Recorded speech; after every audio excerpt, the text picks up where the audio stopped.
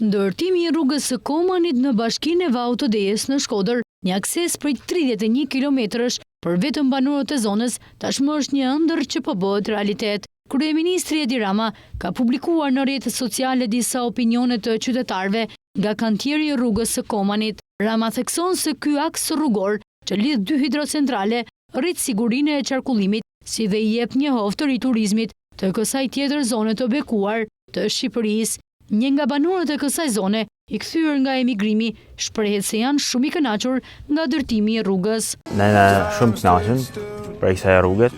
Fryma e frymëzimi me ndaj Koman është rruga, që aty fillon sezon. Jam kthyer për emigrimit, e mundu me hap i biznes, po pengesa më e madhe ka qenë rruga.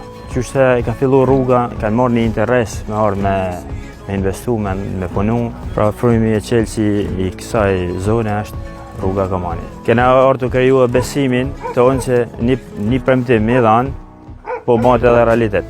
Është dy herë frymëzim, edhe po na bëhet rruga, po ne edhe i kënaqësi më të madhe që edhe premtimet që po dheshin po bëhen realitet. Një vajzë e re thekson se dëshira e tyre është që pas shumë vitesh ta shikojnë edhe zonën e Komanit të zhvilluar dhe me investime të reja.